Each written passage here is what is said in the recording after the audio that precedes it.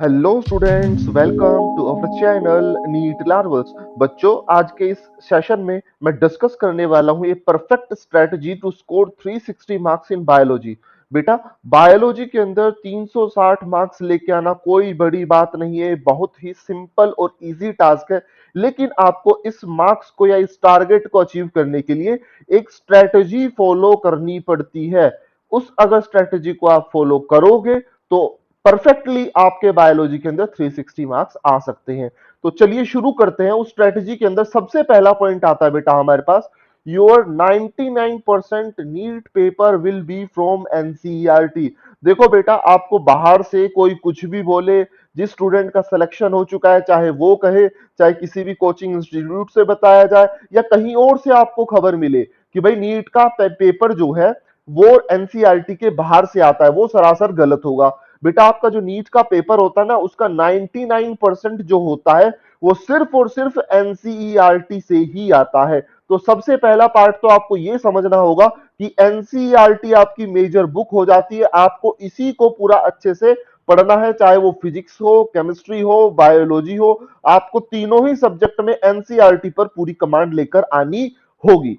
दूसरा जो हमारे पास आता है, देखो बेटा, NCERT is not a easy book. कुछ बच्चे समझते हैं कि एनसीईआरटी तो छोटी सी बुक है, बहुत कम पेजेस है, बहुत कम लाइंस के अंदर एक चैप्टर को खत्म कर दिया जाता है, तो ये एक बहुत इजी बुक होने वाली है। नहीं बेटा, एनसीईआरटी जो है बड़े ही कंसाइज वे में लिखी गई है। जो बोला जाता है ना, गागर में सागर भरना, बहुत कम शब्दों में बहुत ज्यादा बात कह देना, वही बात हमारे एनसीईआरटी के अंदर की गई है। तो एनसीईआरटी बिल्कुल भी इजी नहीं है, लेकिन आप एनसीईआरटी को इजी जरूर बना सकते हो। कैसे? आप उसकी कॉन्टिन्यूसली बार बार रीडिंग लेके। So to master the NCERT you need many revisions.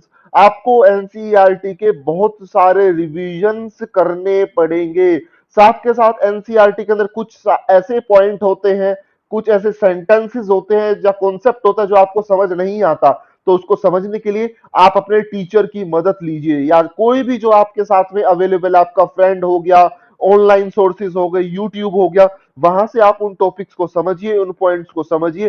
तभी आप क्या कर सकते हो, एनसीईआरटी को इजी बना सकते हो और उसके ऊपर मास्टरी कर सकते हो। Do not read unnecessarily other extra books. बेटा, जब आपको पता ही है कि आपका 99% एग्जाम जो है वो एनसीईआरटी से आने वाला है, तो आप एक्स्ट्रा बुक्स क्यों पढ़ रहे हैं, क्यों अपना टाइम वेस्ट कर रहे हैं, स्पेशली फॉर बायोलॉजी।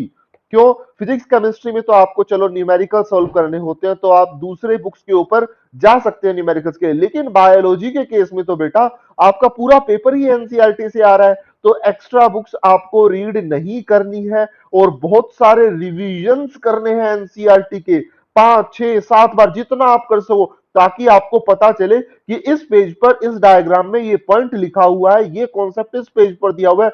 यहां तक आपको मास्टरी करनी पड़ेगी, तभी आपके लिए एनसीईआरटी इजी हो पाएगी। नेक्स्ट पॉइंट आता है बेटा, make flow charts of theory. अब देखो, एनसीईआरटी के अंदर बहुत सारी जगह पर जो थ्योरी दी गई है वो पर्टिकुलर सीक्वेंस में दी गई है। अगर आप उस थ्योरी का एक फ्लो चार्ट बना लोगे तो आपके लिए बहुत इजी हो जाने वाला है। तो आप जब भी फर्स्ट रीडिंग कर रहे हो तो उस थ्योरी का बनाओ फ्लो चार्ट।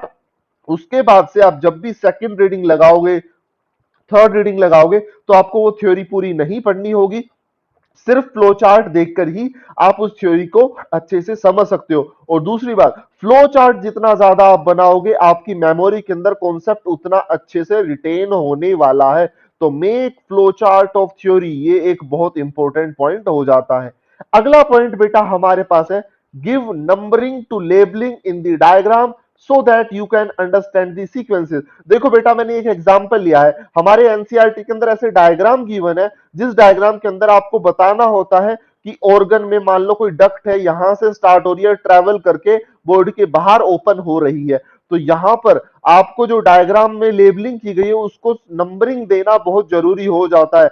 जैसे यहां पर फर्स्ट नंबर ये है, second, third, fourth, fifth, six, seven. तो इस तरीके से आपको एक पर्टिकुलर सीक्वेंस पता होगा कि अगर कोई सब्सटेंस यहां से मूव कर रहा है तो किस तरीके से बाहर मूव करेगा, पहले कौन से पार्ट में जाएगा, दूसरी बार कौन से पार्ट में जाएगा। तो सीक्वेंस जो है आपको बहुत जरूरी हो जाता है याद करना। तो वो आपको लेबलिंग की हेल्प से बहुत इजीली रिमेंबर हो जाएगा। तो लेबलिंग करना डायग्राम्स के अंदर भी बहुत इंपॉर्टेंट हो जाता है। नेक्स्ट हमारे पास आता है right data of that page on one place on that page itself. बेटा एनसीईआरटी के अंदर कुछ पेजेस के अंदर कई बार आपको डेटा देखने को मिलता है, यानी कि कोई डेट गिवन होती है या फिर कोई यूनिट गिवन होती है या फिर कोई अमाउंट गिवन होती है।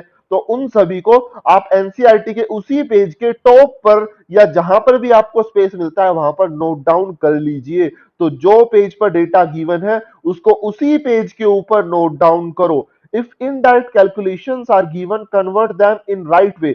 मान लो आपको कैलकुलेशन दी गई है कि हमारे पास दो किडनी के अंदर इतने नेफ्रॉन प्रेजेंट होते हैं, तो आपको कैलकुलेट करना है कि वन किडनी के अंदर कितने नेफ्रॉन प्रेजेंट होंगे।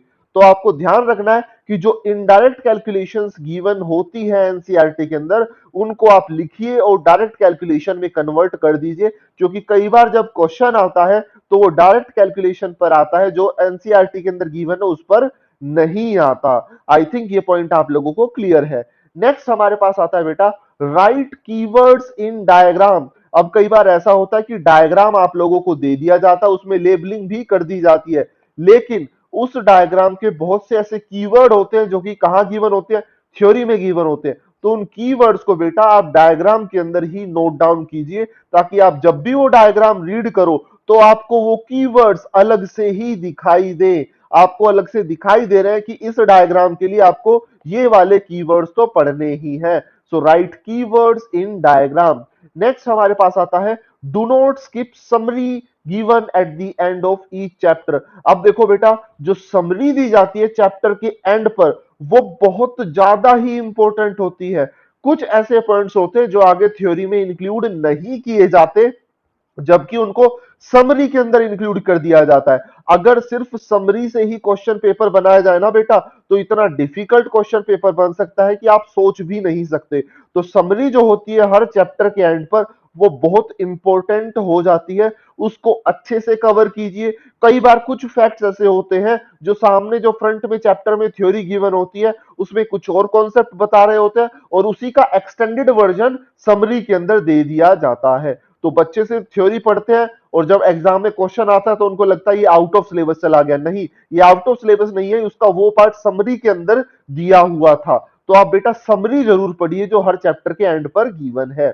नेक्स्ट आता है make short notes right keywords in of each chapter on one page. बेटा जब आपने एक चैप्टर पढ़ लिया है तो उस चैप्टर के शॉर्ट नोट्स जरूर बनाइए, क्योंकि जब आपका नीट का एग्जाम होगा तो आपके पास इतना टाइम नहीं होगा कि आप एनसीईआरटी के सारे चैप्टर्स को वन बाय वन करके कंप्लीट चैप्टर्स को आप रीड कर पाओ, ऐसा पॉसिबल ही नहीं है।